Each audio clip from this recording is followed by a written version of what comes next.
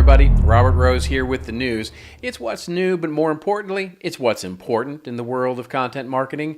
It's the news you need to lead in content marketing and content strategy. And of course, for the best and best practices, you can always go to contentmarketinginstitute.com. So one very interesting item in the news this week, and it's all about SEO, search engine optimization. Last week, NP Digital, which of course is SEO thought leader Neil Patel's search agency, has announced it has acquired the search marketing tool AnswerThePublic.com.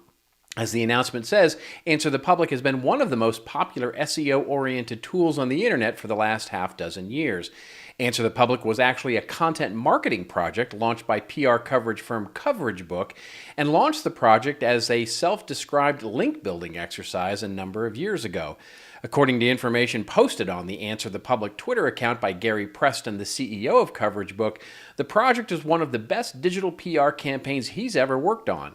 He reported in that thread that the project itself had gotten more than 65,000 inbound links, 500,000 users per month, and more than 1,500 actual paid customers, which at about $1,000 a year equals, well, you do the math, that's real money for what started out as a link building exercise.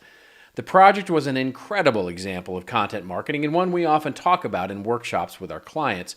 Terms of the deal were not, of course, discussed, but the acquisition makes perfect sense for Neil Patel's agency, as it makes an incredibly compatible tool with their existing SEO tool, Ubersuggest, which, of course, offers some of the same ideas of looking at SEO metrics and keywords. Our take here at CMI, well, you've heard us talk about how acquisitions are becoming more and more commonplace. We've started to see more and more companies make acquisitions to bolster their content marketing efforts. Just in the last year, we've seen HubSpot acquire media startup The Hustle. We saw JP Morgan acquire restaurant review site The Infatuation. Software company Zapier acquired MakerPad, and most recently, Pendo, the product development company, acquired product development community Mind the Product. But here's the difference, and it is a meaningful difference.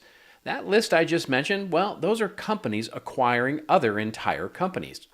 The AnswerThePublic acquisition is one of the very few instances, maybe even a first as I can think of it, where one company purchases another non-competitive company's marketing platform because it's useful in their portfolio. Think about that for a moment. That would be similar to Pepsi going to Red Bull and saying, we'd like you to consider selling Red Bulletin. Or Apple going to Peloton Studios and buying up all their original programming and instructors and media operations. That last one, by the way, that's something I could actually see happening.